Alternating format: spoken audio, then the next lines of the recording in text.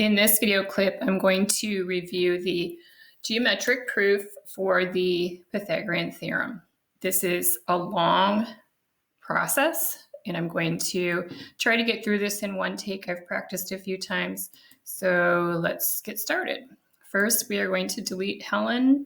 Then we are going to go over here into the View menu and click on Top View.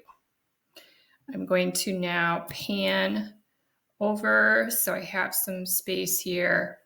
I'm looking at the green and red plane, so I want to pull my axis over to the left here. The next thing I'm going to do is draw 3 squares. So I'm going to get my square tool, and the dimensions do not have to be 1 by 1, but they do need to be consistent. So, and of course, I'm in inches, and I want to be in meters.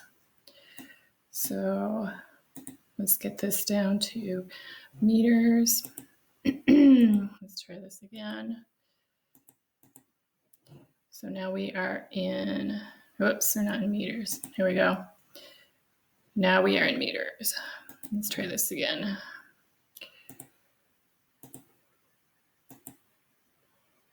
So I'm going to go 1, 1, and there we go. We're in shape here. I'm going to go 1, 1, and I'm going to create another one. 1, 1. Okay, so this stage has been set. The next thing I'm going to do is draw in a small square up in the upper right-hand corner, and the dimension here, I'm going to use 0.3 by 0.3. And I'm going to do this again over in the second square. And the reason I want to have a duplicate here is because I'm going to manipulate this middle square. And it's when I start translating pieces, it's going to actually deform. So let's add our geometry here. And we need a vertical line. We need to create our triangles in this upper rectangle. Triangles in this right triangle. The triangle, yeah, it is the right triangle. The triangle on the right side. And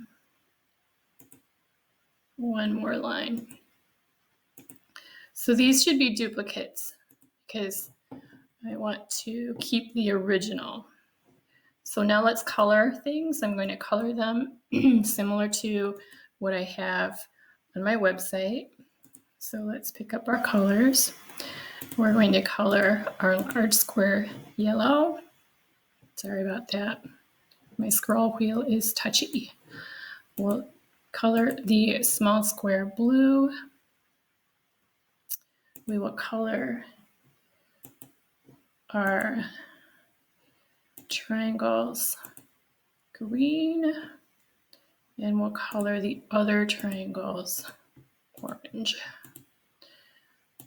Okay, so these should be duplicates and they look good. I'm not going to go in and put in all the labeling because of time, but let's just review. The edges of the blue squares, this is a square, so it's an A by A square. The other segment along the large square is B, so we have A plus B as our dimension across the top of the square. Again, here we have A plus B, so this is a square. The area is A plus B times A plus B. So now we're going to start grouping the geometry, the squares and the triangles in this one. So I'm going to double click and then make a group. Double click. So this is on my machine, it's a double click and then with my right mouse and then a left. And this might be different on your computer. So we need to make a group because what happens if I don't make a group, these will deform. So for example, if I move, of course that's going to be that way. If I were to move this edge without making a group, it gets all junked up.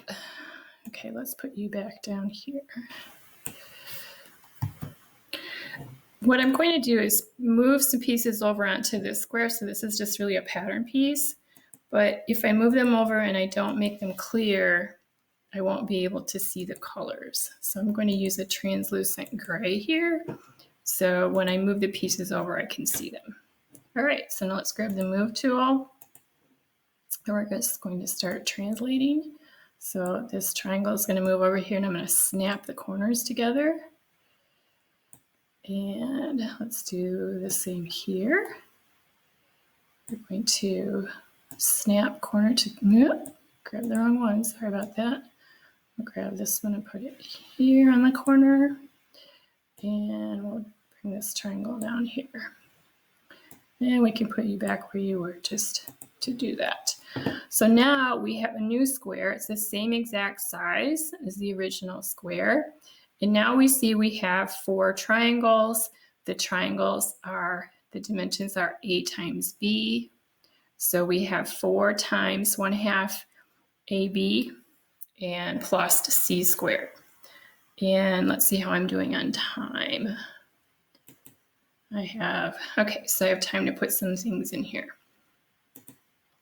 So if you use your dimension tool, this one, it typically gives you the points that you're at in 3 dimensions, but I like to use it as a text tool, like just as a text box, because I mean, it is. So here I'm going to type A plus B times A plus B, and that simplifies to A squared plus 2AB plus B squared. And now I'm going to go over here and type out what we have with our triangles. So we have 4 triangles. The area of the triangle is 1/2 base times height. So we have AB plus C squared. Now, if we notice, this simplifies to 2AB plus C squared. So what I want my students to notice is this, the common term is the 2AB, we have the 2AB. So when we set these 2 equations, or these expressions equal to each other, we can subtract out the 2AB from both sides. So then we have A squared plus B squared equals C squared. So we'll just type it right here. A squared plus 2AB plus B squared equals 2AB plus C squared. And that simplifies to A squared plus B squared equals C squared.